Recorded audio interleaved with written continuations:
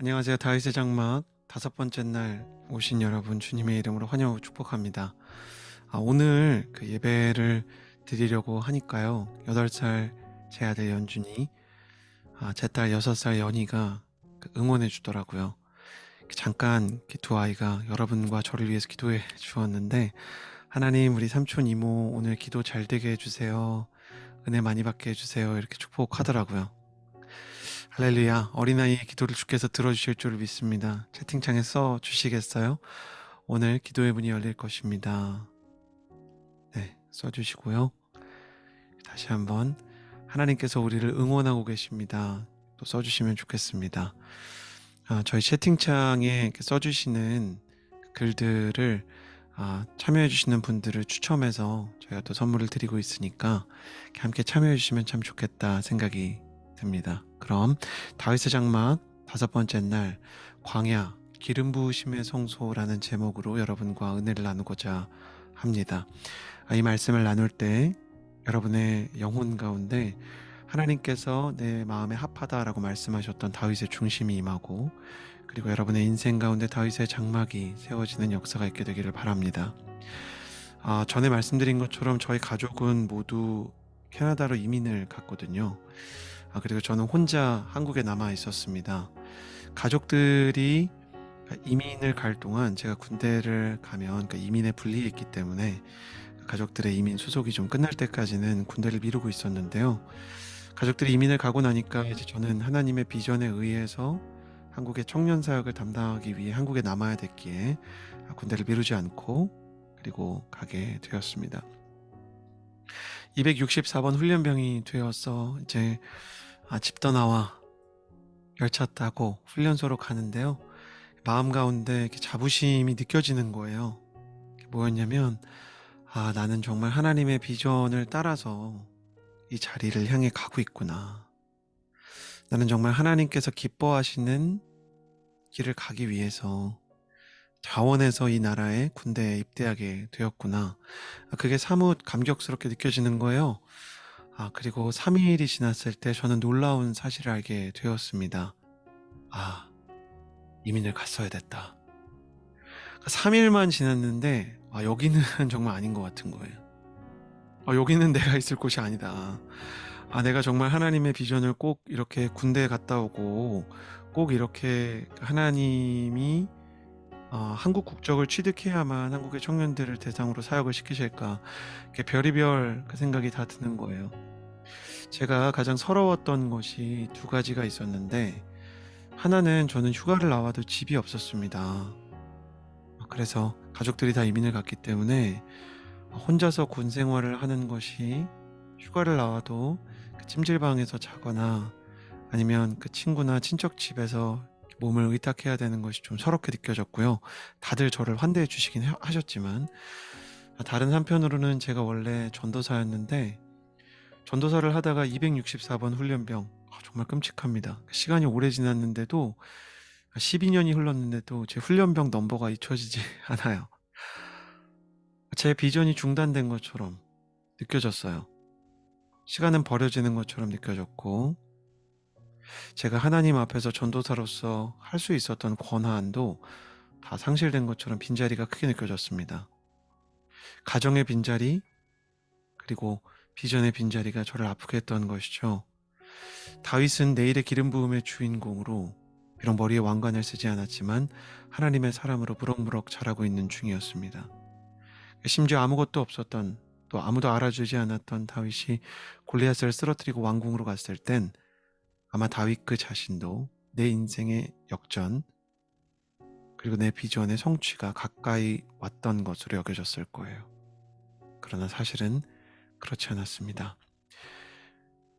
다윗의 이 광야 생활은 사실 영적인 의미에서 보면 왕궁에서부터 시작됩니다.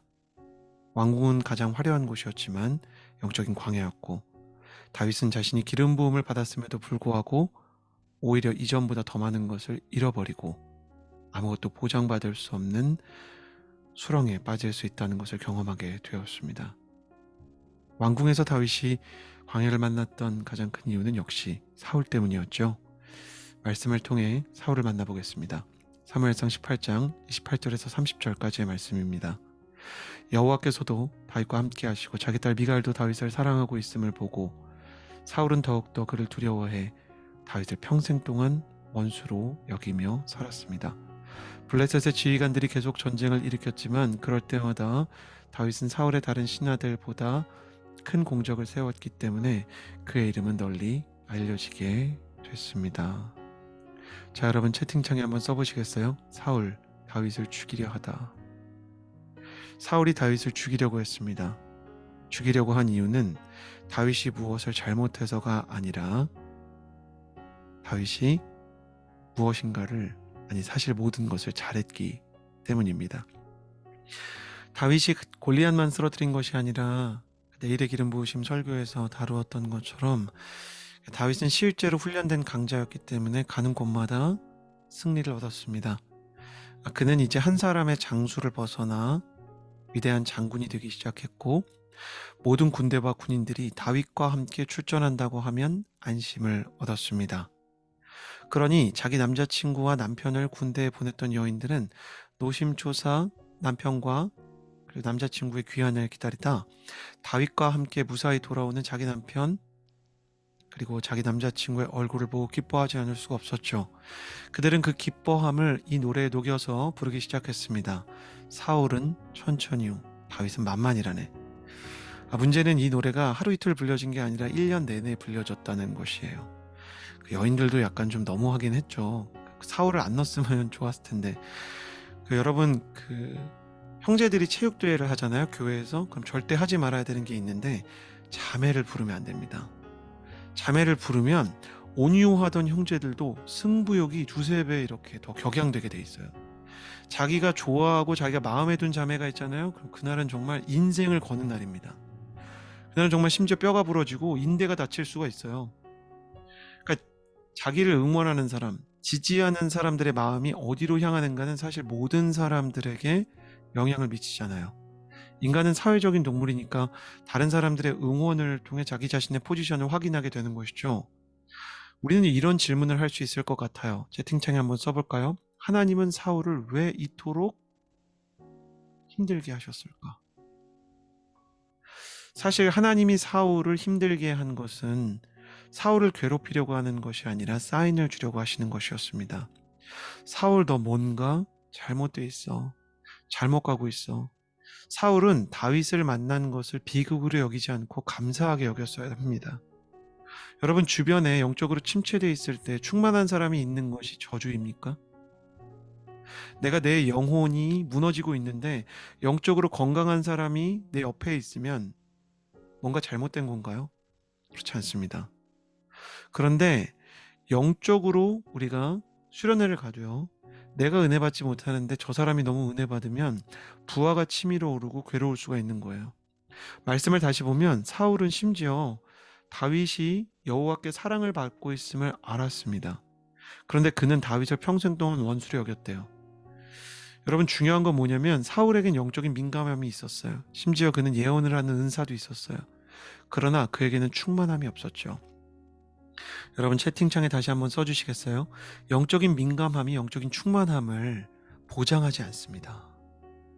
영적인 민감함이 영적인 충만함을 보장하지 않아요. 왜 그런가? 여러분 무당도 영적으로 민감합니다. 하나님을 떠난 사람들도요, 목회자들이 타락을 해도 어떤 사람이 충만한 사람인지는 알아보는 영적인 안목이 남아있는 경우가 많아요. 근데 왜 그들이 충만하지 않는가? 간단합니다. 영적으로 민감한데 하나님과 친밀하지 않기 때문이에요. 친밀함이 결여된 민감함은 반드시 두려움을 낳습니다. 채팅창에 써볼까요? 하나님과의 친밀함이 결여된 영적 민감함은 반드시 영적인 두려움을 낳는다. 하나님과의 친밀함이 결여된 영적인 민감함은 반드시 영적인 두려움을 갖게 되는 것이죠. 여러분 영적으로 민감해서 내 상태를 잘 느끼는 분들이 계시죠? 내가 지금 영적으로 좋다 안 좋다. 근데 그 상태와 내가 하나님과 친밀하다 그렇지 않다가 다른 걸 알고 계시죠? 사울은 민감했지만 충만하지 않았어요. 그래서 충만한 다윗을 보고 죽이려고 계획을 합니다. 창을 던지기도 하고 다윗의 소수 정예의 특공대만 블레셋의 절대 다수의 군대를 향해 돌진하게 만듭니다. 근데 다윗이 소름 돋게도 말씀에 기록된 것처럼 블레셋의 모든 지휘관들을 쳐서 이겨요. 승리가 계속될수록 여인들의 노래는 더 오랫동안 들려졌고 사울은 다윗까지도 두려워하게 되었습니다. 사울은 왕궁 안에 존재하는 다윗의 광야였죠. 그는 끝없이 영적인 물리적인 창을 던지는 다윗의 박해자였습니다. 그러나 하나님께서는 다윗이 사울의 창에 의해 목숨을 잃지 않도록 방패를 하나 만들어 주셨습니다. 말씀 사무엘상 20장 42절의 말씀을 함께 보겠습니다. 요나단이 다윗에게 말했습니다. 평안히 가게. 우리가 여호와의 이름으로 서로 의형제를 맺지 않았는가? 여호와께서 자네와 나 사이에 또 자네 자손들과 내 자손들 사이에 영원히 증인이시네. 그러고 나서 다윗은 길을 떠났고 요나단은 성으로 돌아갔습니다. 자, 여러분 채팅창에 한번 써볼까요? 요나단 다윗을 보호하다. 자, 왕궁에서 일어났던 사울의 창과 다윗을 보호하는 요나단의 방패가 앞으로 다윗의 청년기 전체를 채웠던 광야 이야기의 축소판입니다. 사울은 광야에서도 계속해서 다윗을 위협하며 다윗의 인생에 두려움을 가져왔고요. 하나님께서는 요나단이 그 다윗의 옆자리에 광야에 없었지만 하나님께서 이제 요나단의 빈자리를 다 채우셔서 다윗의 방패가 되어주셨습니다. 다윗이 자신의 시편에서 여러분이 잘 아는 찬양처럼 나의 방패 힘과 내 위엄 구원자 피난처 강한 성루 언제나 나의 도움 되시네 라고 부르는 것이 바로 이 요나단이 왕궁에서 자신의 방패가 되었던 경험과 그리고 광야에서 하나님이 다윗의 방패가 되어주신 경험에 의존한 시편인 것이죠. 요나단은 참으로 아름다운 사람이었습니다. 그는 다윗을 보호하고 다윗을 지키기 위해 애를 썼죠. 더 아름다운 것은 다윗의 친구 요나단이 아니라 사울의 아들 요나단입니다. 그는 다윗이 광야로 떠날 만큼 아버지가 광기 어린 폭군이 되어가는 것을 알고 있었으면서도 내 부모를 공경하라는 십계명의 계명을 지키고 하나님의 사람으로서 그 왕궁에 단 한 사람의 예배자가 되기 위해 그 자리를 지켰습니다. 여러분 채팅창에 써주시겠어요? 하나님은 가정 속에 남은 단 한 사람의 예배자를 찾으신다. 그래요. 요나단이 사울의 왕궁의 단 한 사람의 예배자였습니다. 그는 다윗도 보호했고 사울도 버리지 않았던 사람입니다. 수많은 청년들이 사울과 같은 아버지 밑에서 신음합니다. 믿지 않는 불신 가정에서 부모와 형제들에게 핍박을 받는 사울의 집안과 같은 영적인 어려움 가운데 지내는 사람들이 있고 알코올 중독자 혹은 외도로 자신을 힘들게 하는 아버지와 자녀들을 트랙에 밀어놓고 끊임없이 푸시하는 어머님들에 의해 상처를 받는 딸들도 있습니다. 아버지를 용서할 수 없는 아들들과 어머니에게 애증을 품는 딸들의 세상은 요나단 시대부터 지금까지 이어졌던 것이죠. 그러나 하나님께서는 가정 안에 그런 갈등의 바위가 있다면 그것을 치워주시거나 혹은 들어올려 견뎌내게 하십니다. 채팅창에 써보시겠어요? 하나님은 가정의 바위를 치워주시거나 견디게 하신다. 그래요. 나는 여러분의 가정 가운데 요나단과 같은 역사가 있게 되기를 바랍니다. 하나님께서 그 가정의 상처의 바위를 치워주시거나 그 가정의 갈등의 바위를 들어올려 여러분의 가정 가운데 단 한 사람 요나단과 같은 여러분의 예배가 영향을 미치게 되기를 주님의 이름으로 축복합니다. 우리의 요나단이 있다면 누구겠습니까? 바로 예수 그리스도이시죠. 그분은 우리 없는 하늘을 원치 않아 우리에게 오셨고 광야 속에서 우리를 보호해 주시고 그리고 사울과 같은 사람들로부터 우리가 견뎌내도록 우리가 생명과 비전을 잃지 않게 하십니다. 그러나 다윗은 요나단의 방패에도 불구하고 끝내 광야로 떠나야 했습니다. 말씀을 보겠습니다. 사무엘상 22장 1절에서 2절을 보면 다윗은 광야 요새에 머물기도 하고 광야 언덕에도 있었습니다. 사울은 날마다 다윗을 찾아다녔지만 하나님께서는 다윗을 사울의 손에 넘겨주시지 않았습니다.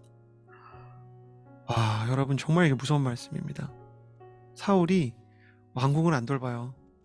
나라를 안 돌보고 날마다 다윗을 찾아다녔다 얘기합니다. 여러분 채팅창에 한번 써볼까요?